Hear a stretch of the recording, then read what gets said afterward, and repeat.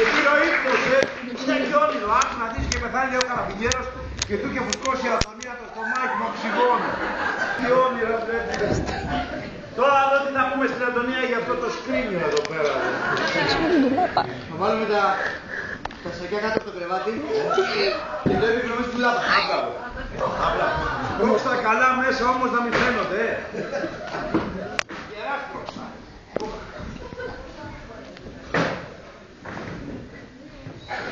Για να δούμε. Ωραία.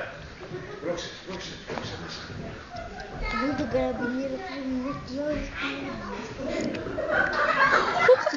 Εδώ μου φαίνονται πιο πολλά, δεν ήταν τόσο μέσα στο φέρετρο. Τα βλέπεις πιο πολλά και τα κοιτάς ανάποδα. Για έλα Βόηκα, να βάλουμε το φερετράκι στο δουλάπι.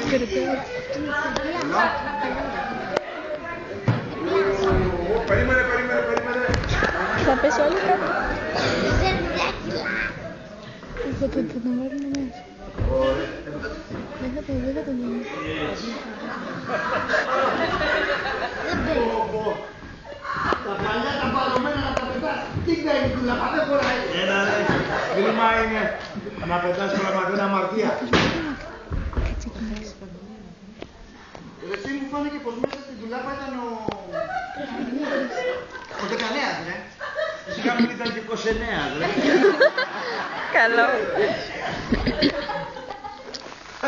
Φαντάσματα βλέπεις όλες το φερετράκι. Δεν κλείνει το άτομο τώρα. Μαργαρίτα, πού πήγε το παιδί, έχασε το παιδί, τι έγινε, πού πήγε.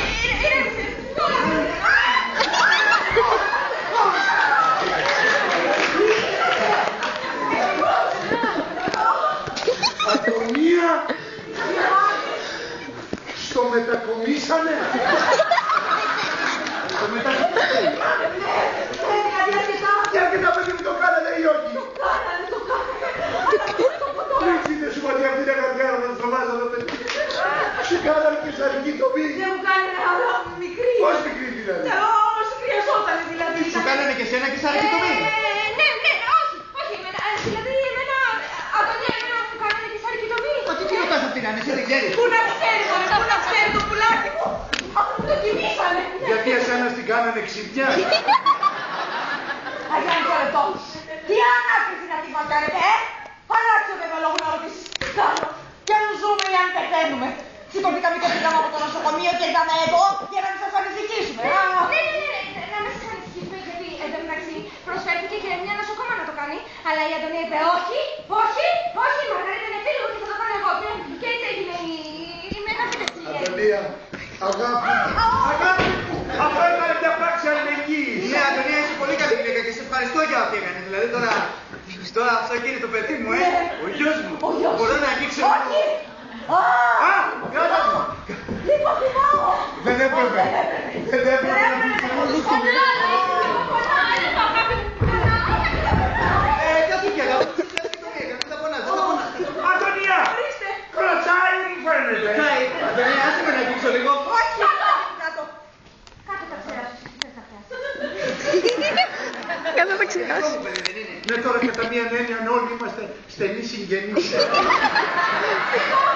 Εγώ τι ρόλο παίζω, επειδή δηλαδή η Αντωνία κουβαλάει δικό μου παιδί, εγώ έγινα ξαφνικά για πέθαμα. Μα ποιο! Το σωστό. Να πάτε όλοι στην πραγματική μητέρα. Γιατί εγώ έμαθα να πω. Βρέμπτες παιδί μου ξάπλω στο κρεβάτι. Καλέ, τι καλό γίνεσαι εκεί. Καπάκι. Καπάκι, λέει. Ναι, για το καπάκι, Τι καπάκι.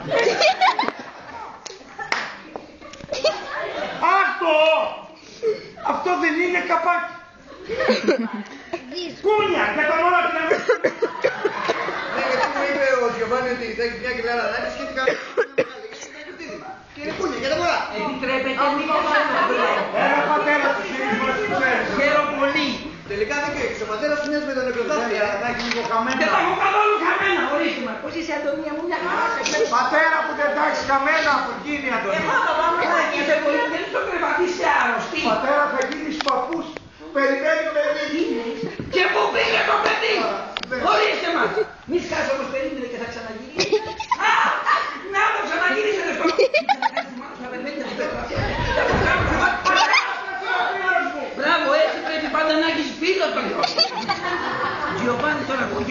Τι λέτε τώρα, παιδιά. Ήρθα να σας πω ότι σας διώχνουν από το σπίτι. Ο ιδιοκτήτης πολυκατοικίας έκανε λάθος και έστειλε σε μένα το χαρτί της έξωσης, γιατί λέγεται να πληρώσετε τον νίκη 4 μήνες. Αντωνία πληρώνει κάθε μήνα, Αντωνία. Βέβαια. Ξέρω πάντως αδειάζουν όλη την πολυκατοικία γιατί δεν πληρώνει κανείς τον νίκη. Όσοι το πληρώνουν δίνουν μόνο το μισό. Ποιος θα είναι αυτά, μωρέ. Ο αστυνομικός που μοιράζει πόρτα-πόρτα το χαρτί της έξωσης. Πολύ καλός άνθρωπος. Αλήθεια λέγε, αλλά δηλαδή. Πω, καμιόνια. Βέβαια θα πήγα αυτά τα πράγματα, πώς θα τα κουβαλήσουνε. Και όλα τζάμπα,